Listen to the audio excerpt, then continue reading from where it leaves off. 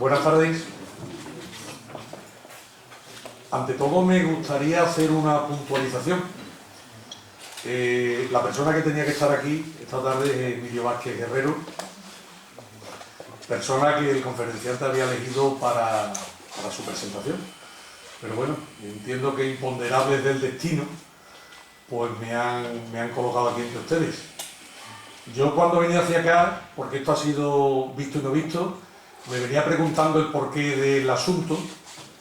Y bueno, yo imagino que Emilio Vázquez, cuando me lo dijo, pensaría en que Agustín Muñoz Sanz y yo habíamos compartido, digamos, territorios comunes en la infancia. Agustín es un pelín más mayor que yo, solo pelín. Y es posible que fuera ese el motivo, y aquí estoy. Yo les voy a cansar muy poquito, porque evidentemente es a lo que venimos a escuchar a Agustín. Agustín Muñoz Sanz y este que les habla vivieron, yo también nací, no pudo haber nacido evidentemente por el año que nació, vivimos en la calle García Morato, número 9, hoy Tierra de Barro, por aquello de que era un general franquista, aviador en este caso creo recordar. Y es una calle que, si ustedes la conocen, pues une la avenida de Colón con el río Guadiana. Y ese número 9 es un portal, bueno, yo diría que singular, en particular, por las personas que allí se han criado, han vivido.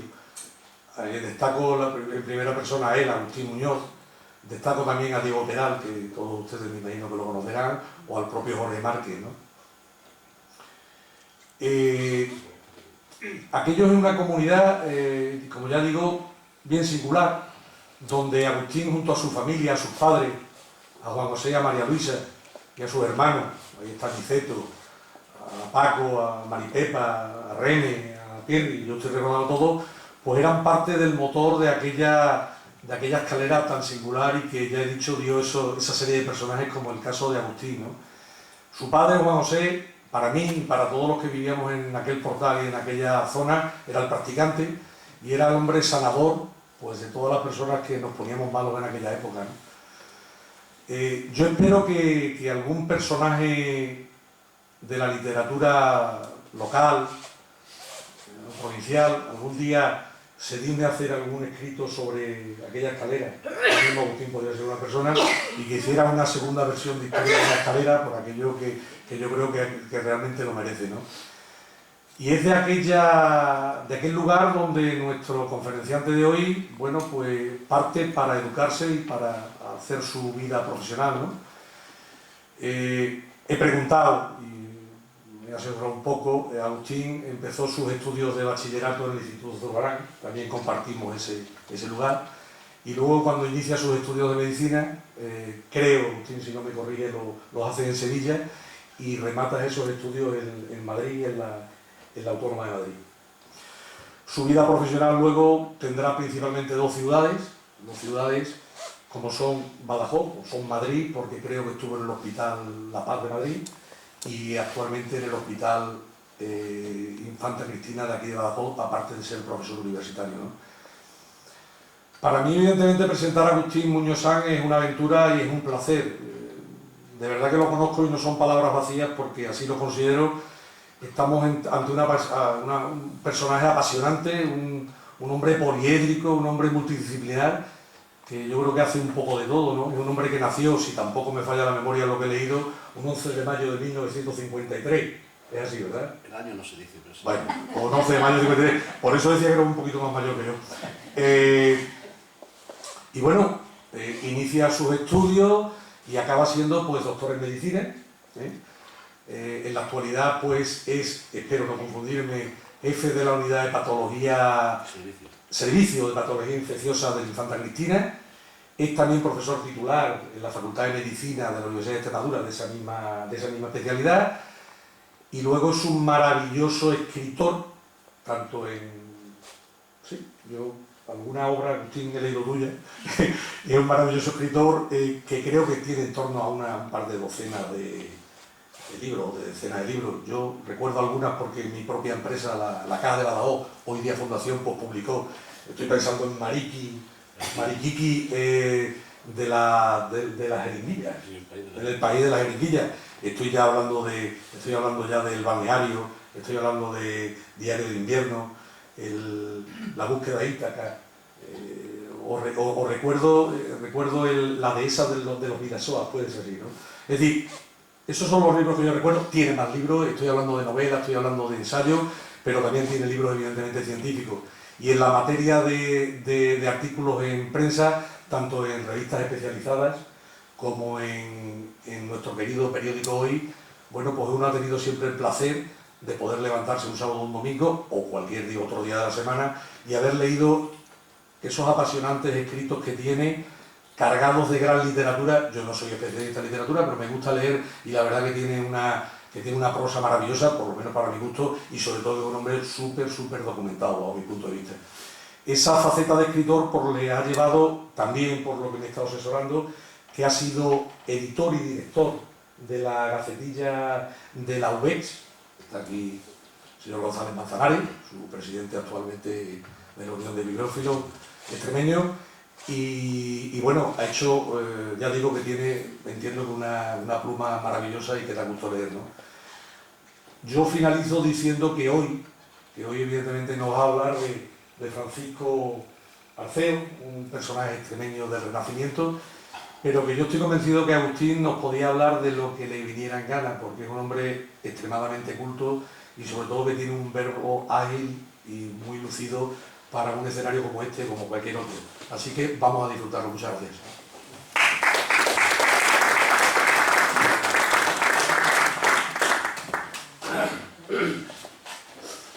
Muy bien, buenas tardes. Muchas gracias a la organización por invitarme. Esta es mi casa, no sé cuántas veces he estado en esta tribuna ya, siempre es un honor, siempre. Gracias a mi querido paisano, amigo, vecino Emilio por la presentación. La historia de una escalera la escribió ya Antonio Bueno Vallejo, con lo cual, buena gana que yo me ponga a escribir ahora la de otra escalera, y sobre todo estando el ganso de Jorge Márquez como personaje. Pero tienes razón, no solo está Paco Bas más abajo, es curioso, pero en muy pocos metros cuadrados hay 4 o 5 personas, escritores y uno que escribe. Yo no tengo la categoría de escritor, pero sí que escribo. Y ese es un fenómeno curioso porque no suele ocurrir. Y polifacético también. Paco Bas, psiquiatra, ahora es decano de medicina, es un gran pintor. Jorge es un magnífico, yo creo que de los mejores escritores que tenemos en Extremadura vivo. Y Diego es un polifacético también. Y yo soy un médico de pueblo que escribe para que no le dé la coronaria a un arrabucho, porque estamos con muchos problemas. Bien, yo me plantearía, antes de hablar, si yo hiciera la canallada de decirle a ustedes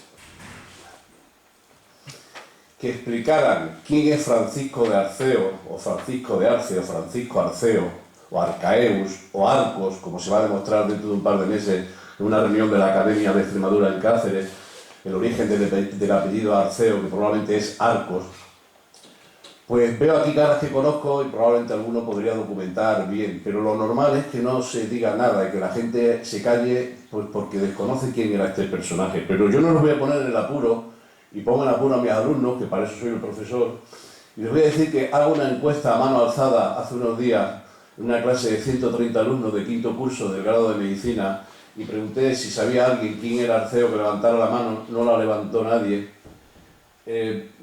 Pregunté que si había alguno que se abstuviera, ahora que estamos de elecciones democráticas por todos lados. Nadie se abstuvo. Y pregunté que si había quien no sabía, y levantaron todos, nadie. La segunda pregunta fue: ¿hay alguien de Fregenal de la Sierra? Y una señorita dijo tímidamente: yo. ¿Y usted conoce a Francisco de Arceo? Tampoco. Señora, pues es de su pueblo, un personaje muy importante. No lo conoce.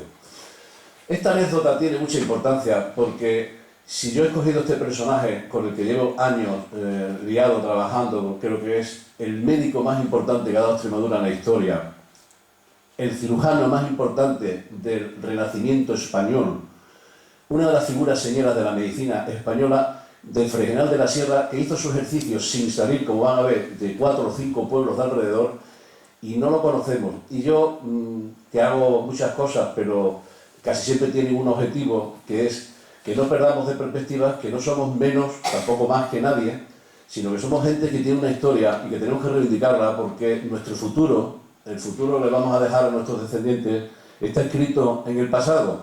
Y si no conocemos lo que tenemos, pues difícilmente vamos a programar ese futuro. Porque a Francisco Arceo no lo conoce ni la madre que lo parió, que por cierto tampoco la conozco yo porque los documentos no hemos averiguado quién fue su madre. En cualquier caso, me van a permitir ustedes que, puesto que se sabe muy poco del personaje y solamente tiene una obra que sepamos hasta hoy escrita, que nos acojamos al ambiente que rodeó la llegada de este hombre al mundo y sobre todo su desarrollo laboral, su trabajo, para recordar la importancia que puede tener o que pudo tener y que yo creo que sigue teniendo. Por eso me he permitido dividir la exposición en estos tres grupos. Dibujar brevemente cuál es el escenario ideológico, sociológico, intelectual, científico en el que nace este hombre. En segundo lugar, centrar algo en otro gran desconocido de nuestra historia, que es Guadalupe. Ustedes dirán, pero hombre, por favor, Guadalupe lo conocemos todos. Bueno, yo creo que aquí el que menos habrá ido a 15 bodas a Guadalupe.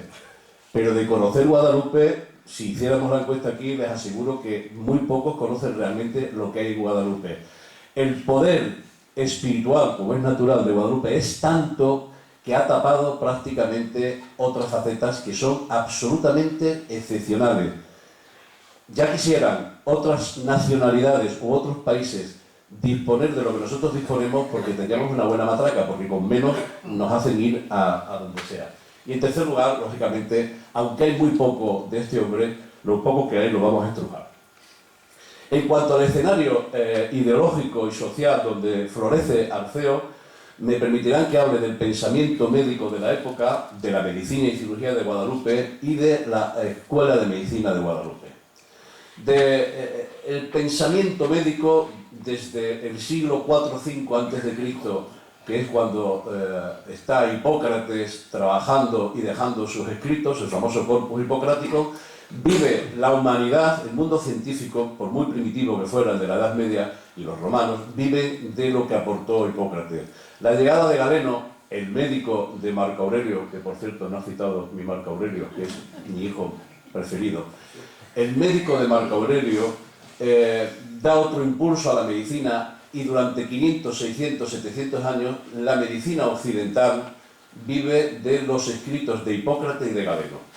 Hasta que llegan los árabes, hay muchos nombres, pero sobre todo ahora que hemos celebrado Almosasa, Avicena, que le da un nuevo impulso y a partir del siglo XIV-XV lo que se predica es la medicina galénico-avicénica. Y así hemos llegado hasta el Renacimiento, cuando empiezan a aparecer gente extravagante pero intelectualmente importantísimo como Paracelso, Hierónimo Paracelso, o un gran cirujano francés, Paré, o el mayor anatomista de la historia que es Andrea Vesalio, que por cierto, los médicos vivían de las anatomías de Galeno, que nunca hizo una autopsia en un cadáver de ser humano y todas sus autopsias eran en cerdos, y no lo sabíamos. Vesalio, con su De Humani Corpore Fabrica, puso la anatomía en la altura científica máxima. Pues bien, en sitios como España, Francia y Alemania empiezan a aparecer médicos que tienen ya los primeros rasgos de medicina científica. Por ejemplo, en Alemania, y he puesto solamente unos cuantos, hay gente de una talla importantísima. Esto es la base de la historia de la medicina. Empiezan a nacer universidades y escuelas de medicina. Escuelas que en un principio son estudios. El más antiguo quizás el de Salamanca, pero se pasa 2 o 3 siglos prácticamente sin hacer nada hasta el siglo XV. Alcalá de Henares, Lérida. Van surgiendo en España estudios donde se explican los conocimientos. Hay una cátedra de Galeno, hay una cátedra de Hipócrates, se explica lo que se había acumulado en los siglos precedentes. Y así estamos desde el siglo XIII al siglo XVI. En España aparecen una nómina, yo he puesto solo una representación, de médicos extraordinarios. Fíjense, por ejemplo, en el mapa ese verán en verde las universidades o estudios que ya hay en España, en la península ibérica, de importancia. En rojo están Coimbra en Portugal y Montpellier en Francia. Habría que poner Bolonia y Salerno en Italia, pero el mapa no me daba para más. En cualquier caso, esos nombres son importantísimos. Todos prácticamente han sido médicos de Carlos V, de Felipe II, de los Reyes Católicos previamente. Todos son médicos que han pasado por el protomedicato, que han estado en la guerra de Flandes, que son cirujanos extraordinarios, médicos extraordinarios, y que empiezan a publicar obras. Ya se ha hecho la imprenta, Gutenberg descubre la imprenta y a partir de ahí se difunden los conocimientos. En este contexto, piensen, y esto lo pongo sencillamente para darme razón a mí mismo de lo que he dicho al principio, tenemos a nada menos que a Luis de Toro. Luis de Toro es un médico de Plasencia, que también lo desconoce mucha gente, y el marqués de Mirabel, cuando hay una de las terribles epidemias que estaba ocurriendo en aquel momento, que era de tifus exantemático. El tifus exantemático, para que el que no lo sepa, aunque yo supongo que todos ustedes lo conocen, es junto con la peste, la famosa peste bubónica, y la gripe, lo que más ha matado en la historia. No hay ningún ejército, Julio César, Alejandro Magno previamente, Napoleón, la Primera, Segunda Guerra Mundial, en Burundi hace unos años, que ha matado millones de personas. Bueno, pues este señor desde Plasencia, que hay una epidemia, que la tiene descrita aquí perfectamente, vean aquí como pone Extremadura quale estradorium appelatum, esa epidemia que él domina ya en la portada del libro, la domina como tabardillos, tabardete, pinta, mal de pinto, preocupa al marqués de Mirabel, reúne a un grupo de médicos, una especie de sesión clínica, la estudian, y este señor escribe este libro que es el primer documento escrito de la historia y se hace desde Plasencia. Pues bien, en ese contexto está en otra zona el fenómeno europeo importantísimo de que la asistencia a los enfermos se hace en sitios pequeños. Sevilla tenía posiblemente 140, 150 casas de asistencia de enfermos, peregrinos, romeros, gente que va a visitar la ciudad, y alguien decide, es un momento espontáneo que va con el Renacimiento, decide que hay que ir congregando todos estos sitios en lo que se llama nuevos o grandes hospitales. Y ese fenómeno que empieza con los Reyes Católicos en Granada y en Santiago de Compostela sigue en los siglos posteriores. Y la mentalidad de quienes dirigen, de quienes gestionan estas enormes instituciones que dan una asistencia cada vez más científica, cada vez más razonada y razonable, se preocupan de hacer unos cuidados con la ciencia del momento que va creciendo, hacen investigación a su modo y empiezan a enseñar como siempre se ha enseñado, que es en el mejor de los libros, y el mejor de los libros es el enfermo. En este contexto intelectual se toman decisiones importantes desde el punto de vista de cuidar los aspectos físicos, la estructura, la forma, el diseño de las casas de acogida o las casas de atención, que son los nuevos hospitales. Hay cambios importantísimos ideológicos o mentales porque se entiende que deben hacerse las cosas de un modo diferente a lo que se ha hecho en los siglos precedentes. Y finalmente aparecen, esto nos puede dar la lata de vez en cuando, aparecen normas escritas muy parecidas o básicas con lo que tenemos hoy de cómo se tiene que gestionar estas instituciones que son cada vez más complejas. ¿Y ahora qué pasa? Bueno.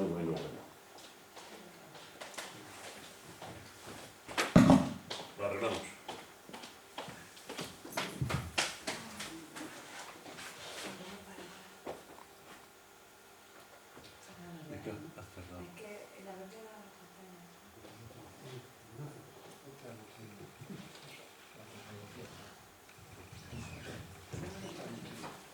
Estas normas escritas lo que pretenden es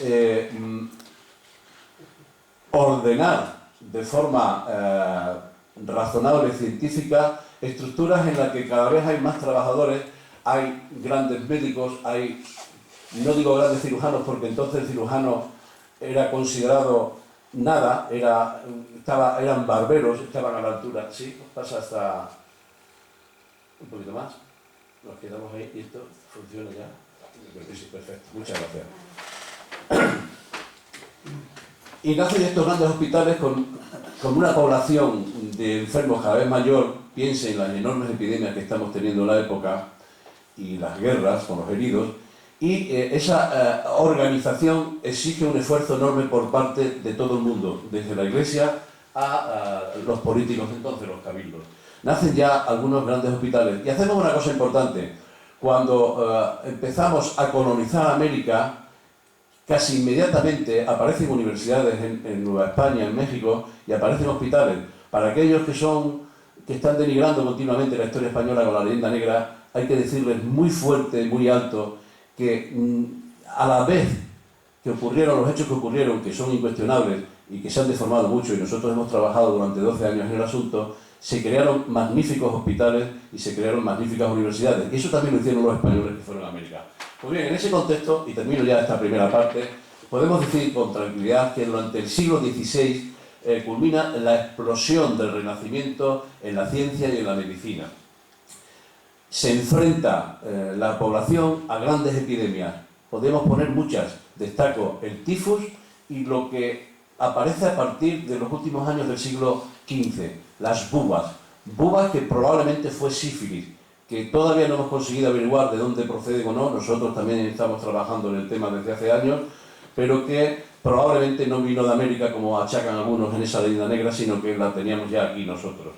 Para esto se crean grandes hospitales y grandes universidades y empiezan a aparecer estos nombres históricos. Bueno, este es el escenario global de Europa y de la península ibérica donde va a nacer nuestro personaje.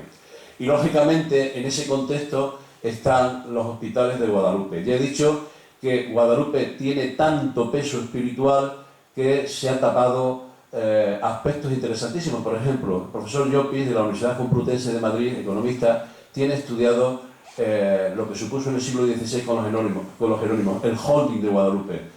El mayor holding, si no el único que hubo en España y probablemente el mayor de Europa.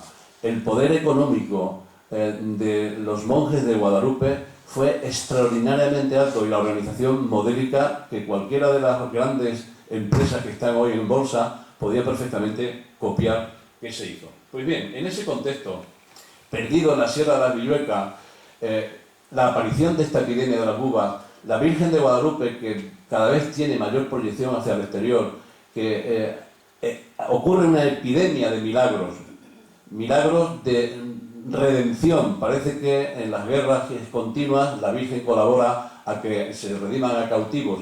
La fama va creciendo y miles de personas van todos los años desde cualquier sitio de la península ibérica y de Europa a asistir a la Virgen. Evidentemente la gente enferma en los caminos, la gente enferma en Guadalupe, hay heridos, hay epidemias y eso hay que atenderlo. Y llega la epidemia de bubas, no hay capacidad de aguantar con esto. Y entonces cuando uno entra en los documentos a ver, y esto lo ha estudiado muy bien mi queridísimo y ya difunto Fray Sebastián García, se habla de hospitales, pero realmente no son hospitales. El origen de la palabra latina hospital, hospites, va por la línea de hospedaje. A los romeros de Guadalupe se les daba una casa, estaban 2 días, los 2 días los echaban un pan y un par de zapatos. Evidentemente cuando hay enfermos, los enfermos con los sanos y sobre todo con la nueva epidemia de bubas dan problemas. Entonces cuando estamos hablando de que Guadalupe tenía muchísimos hospitales, no es cierto. Todo eso que se ve ahí, que se llaman entre comillas hospitales menores, eran realmente casas de acogida. Alguna todavía existe, como la del Hospital de San Sebastián, la Casa de Acogida de San Sebastián, que está en la calle del mismo nombre y que era de la cofradía del mismo nombre, o el famoso Hospital del Obispo, que nada menos que el magnífico intelectual don Antonio Pons, cuando hizo su viaje por España, que lo publicó en 22 volúmenes, lo dejó reflejado ahí. Es un hospital, entre comillas, una casa que se hizo para que don Pedro I, que pasó a la historia como el cruel, cuando venía a cazar osos, que entonces había osos y lobos en la zona, pues se quedaba a dormir. 2 obispos, el de Cuba y el de Canarias, dieron dinero y ahí quedaban, y ahí pudo haber enfermos que venían a Guadalupe, pero no era un hospital como tal. Coincidimos con Guy Bourgeois, que es un intelectual francés que hizo su tesis, un trabajo muy interesante en el 66 sobre Guadalupe, hablando de la biblioteca, en que en los textos del siglo XV y XVI, cuando se habla de hospitales de Guadalupe, no estamos hablando de hospitales en el sentido asistencial de investigación y de docencia que consideramos ahora. Estamos hablando de casas de acogida. Pero hay hospitales, y los hospitales en realidad fueron 3 que casi podíamos considerar 4.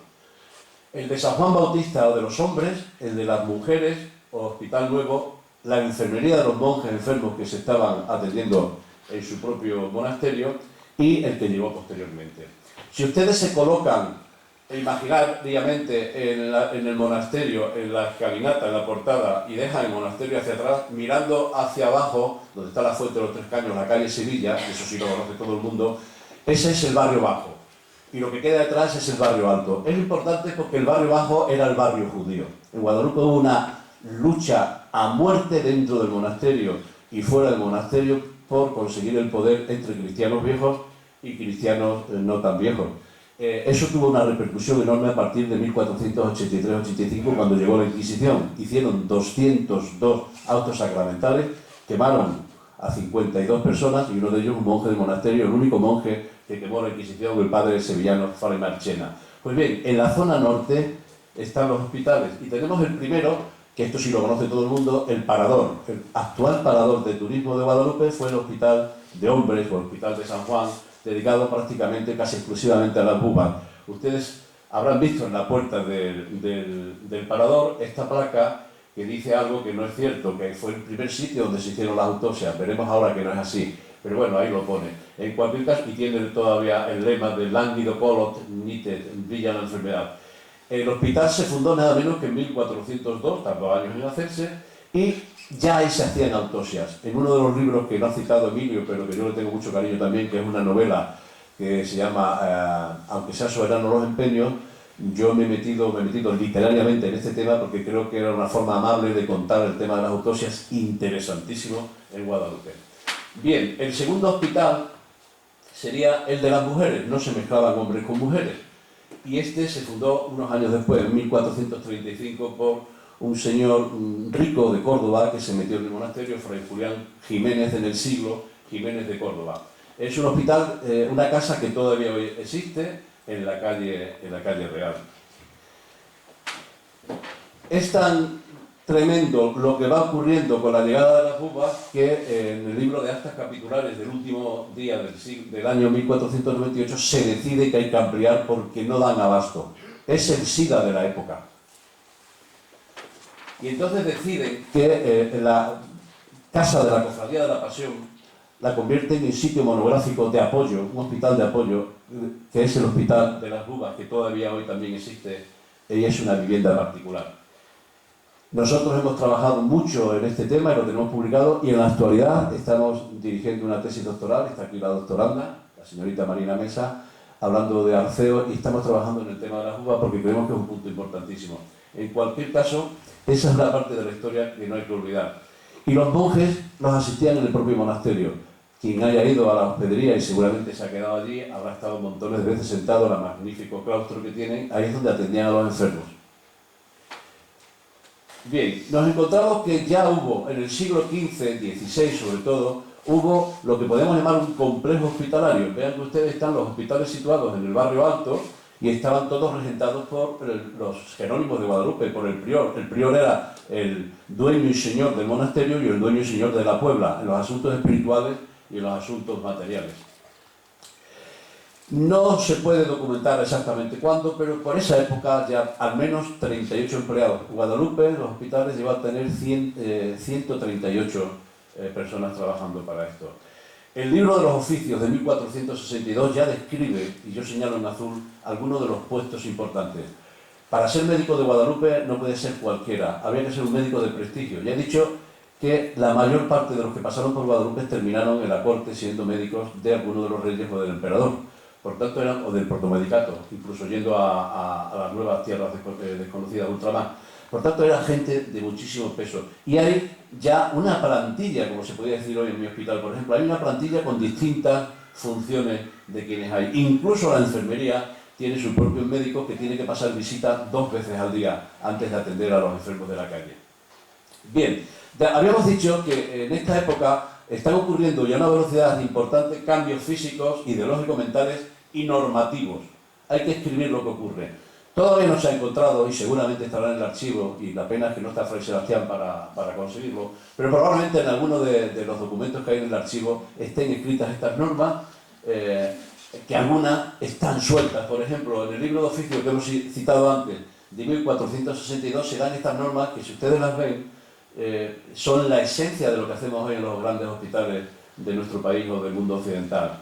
La ordenación que conviene a un hospital bien regido, bien regentado, que tenga buena mesa, buena cama y limpieza, es decir, que tenga una hostelería adecuada. A lo mejor no es la que querríamos y algunos dicen que la medicina privada está en este aspecto mejor que la pública, pero en cualquier caso es algo básico en un hospital. Que tenga buen físico, es decir, buen médico, que conozca bien a los pacientes, faltaría menos, pero esa preocupación se deja escrita, no puede ser cualquiera, tiene que ser uno que sepa de qué va esto. Y finalmente, buen ministro y servidores caritativos que del mal doliente lo hagan bueno, o sea, que curen. Bien, pues eso que está ahí, en el año 1998 aparece otro milagro de la Virgen en la casa que ustedes están viendo enfrente. Si se ponen aquí, ahí está la explanada, aquí está la biblioteca, ahí está la explanada, en la calle que ahora se llama del Marqués de la Romana. Esta casa es la casa del también difunto don Carlos Cordero, que fue el cronista de Guadalupe. En un baúl aparece un códice, un documento importantísimo, que llevaba oculto 279 años y que Carlos Cordero, que es el señor del que estoy hablando, lo entrega a Guadalupe y hoy forma parte del archivo de Guadalupe. Ese documento perteneció al último médico de Guadalupe, que fue don Ruperto Sacristán Nieto, que estaba casado a la sazón con la bisabuela de don Carlos Cordero, Dolores Cordero. Bien, ese documento, que ven aquí, el comienzo del documento, lo trabaja Fray Sebastián y saca un libro importantísimo que vamos a comentar. En la razón y motivo, en la primera página ya del documento, ya se dice que faltaba el instrumento para dar de estas leyes verdadero testimonio. Eran leyes que solo se fundamentaban en las voces. Es decir, había normas que se transmitían oralmente y quedaban en el libro de los oficios, en el libro de muertos, en el capítulo, en algunos documentos se iban poniendo normas, pero no existía un documento como tal hasta este, que es escrito por una mano anónima en 1741. Bien, nos sirve para corroborar lo que ya hemos dicho antes, porque en este documento describen perfectamente la plantilla del hospital y dicen cosas curiosísimas, como que el mayordomo tenía que preocuparse porque algunos enfermos, cuando ya no estaban enfermos, se hacían pasar por enfermos para pernoctar en los hospitales con su señora o con la que fuera, y se llama la atención. Nosotros, en la izquierda ven el documento que ha hecho el libro que hizo magnífico Fray Sebastián, y por nuestra parte trabajamos durante también unos años para completar con el asunto de las uvas esta circunstancia de los hospitales, porque sin ninguna duda hubo hospitales de categoría primaria. Podemos decir que los hospitales, a finales del siglo XV, surgió esta estructura física asistencial con el armazón ideológico, las normas, las leyes, las ordenanzas, que sustentó un extraordinario y moderno sistema asistencial. Y alguno puede preguntar, ¿asistencial solo o también docente e investigador? Bueno, pues para hablar de eso primero tenemos que conocer algo muy rápido de los médicos de Guadalupe. Hernández Morejón, en el siglo XIX, un hombre que conoció bien estos temas y publicó mucho, ya llamó la atención de que se llamaba a los más famosos que estaban obligados a enseñar. Fray Sebastián hace una recopilación de los físicos o médicos que pasaron desde el siglo XIV y ahí da una relación de monjes, como ven arriba.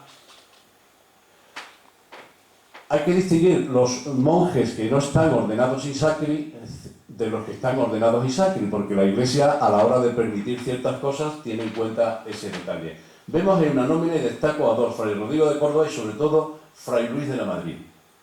Fray Luis de la Madrid fue tan importante que el médico personal de la reina, doña Isabel la Católica, le sugirió a esta, para que atendieran a su hija que tenía lo que llamaban el mal de testa, una cefalea, cefalalgia, por la razón que fuera, que lo asistiera. La reina escribió al prior para que lo autorizara a salir a Fray Luis de la Madrid porque controlaban muy cercano que un monje del monasterio pudiera salir a asistir a otros pacientes.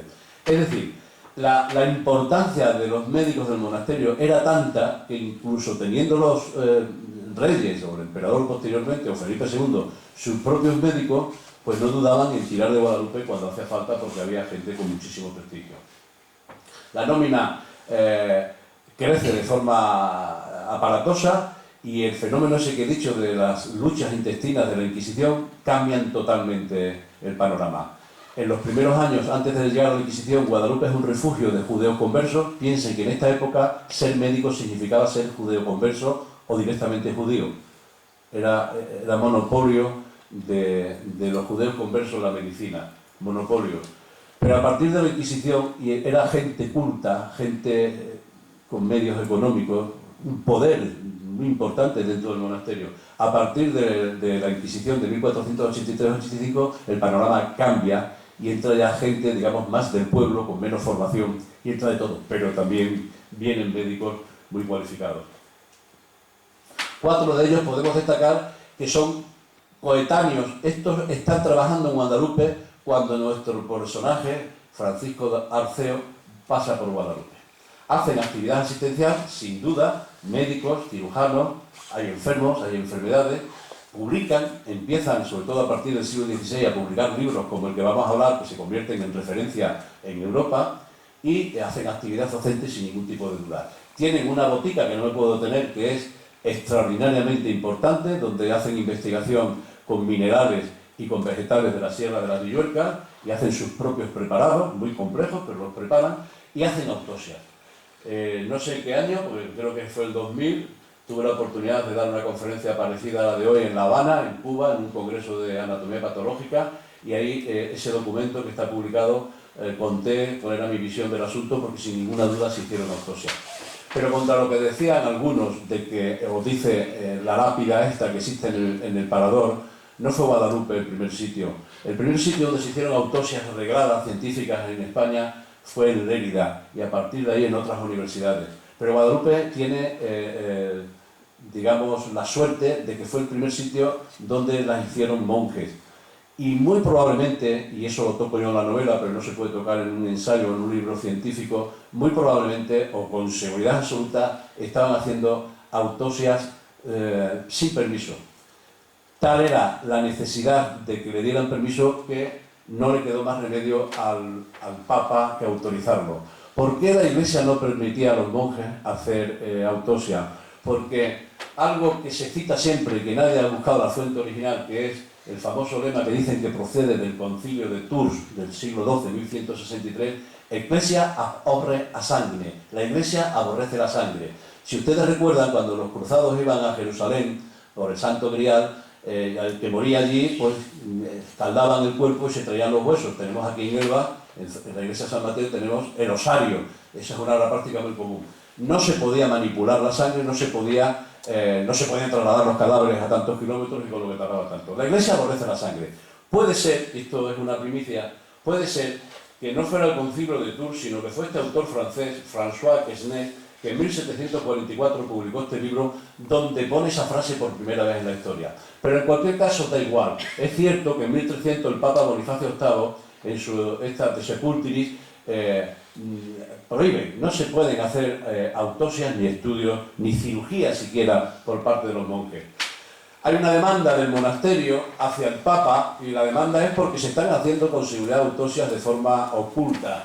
Y en primer lugar, Eugenio IV, en 1442 y un año después, escribe o publica 2 o 3 criptos por los que autoriza, esto los ha traducido Fray Sebastián, por los que autoriza que se hagan las anatomías o notomías, como la llamaban entonces en Guadalupe. Esto lo reafirma el Papa Nicolás V 10 años después. La encíclica, el rescripto fundamental lo ven en el fondo, escrito en latín naturalmente, el Aria Suis Providencia. Es decir, nada más y nada menos que 2 papas autorizan, uno autoriza y el otro confirma, a que los monjes de Guadalupe hagan autopsias.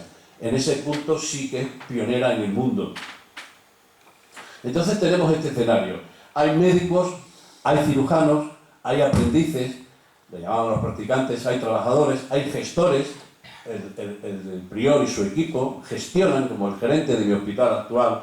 Hay enfermedades, muchas y gordas, hay enfermos, hospitales, hay tratamientos, algunos de ellos muy novedosos, como el de las bubas, el de la sífilis, hay autopsias, una magnífica biblioteca, que las cosas que pasan en nuestra región, que aparte de lo que dilapidaron, se llevaron los franceses y todos estos gamberros, en un momento determinado, creo que fue con la desamortización de Mendizábal, en 1830-34, pues la trasladaron en mulas y en burros a Cáceres, y lo que robaran, lo que tiraron, pero las mulas que se despeñaban, pero es que para quitarse carga las tiraban, con lo cual hemos perdido un patrimonio absolutamente extraordinario e irrecuperable. Hay libros propios porque empiezan a publicar, la botica con su farmacéutico que tiene un aprendiz con él, y hay escuela de medicina, pues durante mucho tiempo ha estado todo el mundo defendiendo esto. Hernández Morejón se pasa un poco y dice que ya en el siglo XIV había una escuela de medicina. Eso no es cierto, científicamente no es cierto. Pero hay un dato muy interesante. Un señor que es un viajero que se llama Gaspar Barreiros hace un viaje extraño y lo deja publicado. Empieza el viaje en Badajoz y va de Badajoz a Milán. Y en ese viaje para en Guadalupe. Y fíjense ustedes lo que dice en 1536. Que había dos colegios, uno de gramática, habría que decir tres porque había uno de música también. Gramática, música y otro de cirugía. Pues bien, habla de cuáles son los colegiales y habla de que hay conferencias y lecturas. Se están dando conferencias y lecturas, se lee el libro de Galeno, se lee Hipócrates. Hay una actividad docente y hay una actividad quirúrgica. Historiadores de la talla de Fray Gabriel de Talavera en el siglo XVI confirman este asunto, incluso más tarde Fray Germán Rubio también confirma este asunto. Con esto hemos estado durante mucho tiempo diciendo, unos defendiendo la existencia de la Escuela de Guadalupe, otros poniéndola de Medicina de Guadalupe poniéndola en duda. Nosotros desde hace ya tiempo no nos cabía ninguna duda, y estábamos con Fray Sebastián en el tema, de que la escuela ha existido. Pero el documento que les dije antes, como veremos ahora después, ha resuelto el problema definitivamente. Ya no se puede hablar de si había o no había escuela de medicina en Guadalupe, incuestionablemente lo hubo. Pero no solo eso, sino que si vemos el libro de sepulturas del archivo, no recuerdo que aquí está, en 1551, alguien dice, la mano anónima que lo escribe, que enterraron allí al licenciado Francisco Arias López, médico de Burgos. Vino un médico de Burgos, pero vino un médico catalán que estaba por la Universidad de Salamanca, que era el doctor Micón, y lo afirma nada más y nada menos que el doctor Francisco Hernández, otra de las mentes privilegiadas que pasó por Guadalupe y que lo envió Felipe II a América para hacer un estudio, pues a modo de Plinio, y sus libros luego se perdieron en un incendio del Escorial, pero se mantienen. Yo tengo un ejemplar de lo que quedó de este hombre. Hace un estudio, describe que el doctor Micón, lo describe, un hecho curioso, se quedaron asombrados porque haciendo prácticas de anatomía, le hicieron la autopsia a una hembra de camaleón que estaba plagada de huevos. Esa curiosidad indica no solamente que hacían anatomías de seres humanos, sino que investigaban también. Era la mente renacentista de buscar, por ejemplo, como digo yo en mi novela, la búsqueda científica del alma. ¿Dónde está el alma? Porque no solamente escarbaban en el hígado o en el corazón para ver de qué ha muerto o no ha muerto el paciente, sino que estaban buscando explicaciones teológicas. Y ese es un tema que da una dimensión y que tiene un campo de investigación importantísimo. Había médicos de fuera que venían a reciclarse a Guadalupe. Ignacio de Arana Murrio, que hizo su tesis doctoral sobre Guadalupe, dio unas normas cuando no teníamos el documento que publicó Fray Sebastián, en el que nos agarrábamos para justificar la existencia. Pero como he dicho antes, ya a partir de ahora nadie puede hablar de si hubo o no hubo escuela. Hubo una escuela de medicina, si me permiten, extrapolando, una facultad de medicina en Guadalupe. El problema es que no expendían títulos. Yo he defenderé y pido apoyo, y la económica podría ser un buen foro, que el origen de la Universidad de Extremadura está en Guadalupe. Fue el origen de la Universidad de Extremadura. Vamos a ver que se necesitaban algunas cosas. Por ejemplo, las clases empezaban ahora en octubre, el día de San Lucas, que es el patrón. Fíjense que todo está muy ligado. La Virgen de Guadalupe, la talla, decían que la talló, en el siglo I-II, la talló San Lucas, que era médico, carpintero y muchas cosas. Científicamente se ha demostrado que eso no es cierto, pero en cualquier caso, San Lucas ha quedado como el patrón de la Facultad de Medicina, el día 18. Pues bien, el día siguiente empezaban las clases. Se ponían unos requisitos para entrar, no puede entrar cualquiera a aprender a Guadalupe. Estar soltero, residir, acuérdense que nuestro sistema formativo, que es probablemente el mejor del mundo, el sistema MIR, de formación de médicos residentes, internos y residentes, residir. Algunos se han apuntado que se inventó aquí en Asturias, ya en Guadalupe había residentes, sustituir al médico cuando fuera necesario, acompañar, como tiene que ser a los médicos, a los enfermos en la comida y en la cena, dar cuenta al superior, al adjunto, al jefe, y pasar al menos 3 años de aprendizaje. Pero es que para entrar en la escuela exigían, como cualquier facultad de medicina, por ejemplo Salamanca o Alcalá, que se fuera graduado en bachiller de artes, que llamaban. Se hacía bachiller en artes, después bachiller en medicina, después licenciatura en medicina, y unos pocos, muy pocos, que tuvieran dinero, llegaban al doctorado. Pues bien, había que pasar muchos años y unas pruebas tremendas, las alfonsinas, unas pruebas de examen público frente a 12 catedráticos, muy difícil. O sea, esto era realmente científicamente muy válido. Pero he estado hablando del MIR, y es que además de los practicantes, que eran los alumnos más jóvenes, los que tenían que dar la lección a diario con los profesores, y muy respetuosos, tenían unas normas estrictas incluso de disciplina, había el pasante. El pasante es sin duda ninguna el MIR. Y durante mucho tiempo el cirujano, que es un ser inferior en la escala jerárquica, hasta que Arceo lo pone en el mundo, los cirujanos deberían tener estatua de Arceo en todos los quirófanos porque fue el que les puso en la categoría científica. El cirujano era el barbero, era un señor por ahí perdido que hacía cirugía menor. Arceo reivindica a los cirujanos. Pues bien, el cirujano mayor es el que sustituía al médico. El médico era el importante, el médico principal del monasterio. Cuando se ausentaba Fray Luis de la Madrid para ir a ver a la hija de la reina, el cirujano lo sustituía. Bueno, pues en un momento de la historia, no sabemos exactamente cuándo, pero que viene en las ordenanzas, es el pasante, es decir, el MIR del momento de medicina el que sustituye al médico jefe en lugar del cirujano. Bien, termino esta segunda parte diciendo que durante el siglo XVI y los posteriores, Guadalupe empieza a perder su esplendor, aunque aguanta hasta la desamortización de Mendizábal en 1830-34, pero empieza a perder su esplendor a partir del 17, porque ya Felipe II, cuando hace su gran mausoleo para que le enterraran, que es el Escorial, Guadalupe pierde importancia a favor del Escorial. Pero en cualquier caso, durante finales del XV, todo el XVI y buena parte del XVII, Guadalupe es un centro importantísimo. Y como digo, aquí dispuso de un sistema hospitalario asistencial y docente y de investigación rudimentaria, la de la época, siendo un modelo de gestión y de actividad científica, con una plantilla profesional de prestigio internacional, entre los cuales está el señor que nos ha convocado aquí y que yo reivindico, que es don Francisco de Arce, Arceo, Arcaeus, Arcei, o como va a demostrar el profesor Oyola en el mes de noviembre en Cáceres, en la reunión de la Academia, Arcos. Pues bien, nace el mismo año que regresa Colón del primer viaje de América, 1493. No se sabe exactamente la muerte, probablemente en el 75, 1575. Arias Montano, como veremos ahora en el prefacio que escribe, dice que estuvo con él un tiempo, que ya pasaba de los 80. Calculamos, publicó el libro, veremos el año que lo publica, en la década siguiente tuvo que morir, pero no sabemos exactamente qué ocurrió. No sabemos, o por lo menos yo no lo sé, nada de sus padres, tampoco nada de su esposa, y esto tiene su interés, porque si quienes hayan leído, y aquí habrá más de uno que lo haya leído, el magnífico libro de manga sobre Peñaranda, pues habrá visto el papel tan importante que desempeña la esposa del médico. Al médico no le llaman don y a la esposa la llaman doña. Pues bien, tiene un hijo que se llama igual que él y que figura en la nómina de médicos formados en Salamanca, Francisco de Arce, Francisco Arceo, que muere joven, que se convierte en médico y en astrónomo, lo cual no tiene nada extraño porque los médicos, que eran también filósofos, sabían mucho de astronomía. Este señor muere joven y le escribe el epitafio nada menos que Arias Montano. Ahí lo tienen en latín y lo tienen. Esto ha dado lugar a muchas confusiones, pero este hombre muere en torno a 1551, que entonces Arceo tendría, el padre, tendría 57 años. No sabemos nada más de lo que hay. Pero sí sabemos que nace en Fregenal de la Sierra. Y lo sabemos porque ya en la portada del libro se llama, utiliza el gentilicio, que no tiene por qué ser que indique que ha nacido así, pero casi todo el mundo lo asume, Frasinalensis.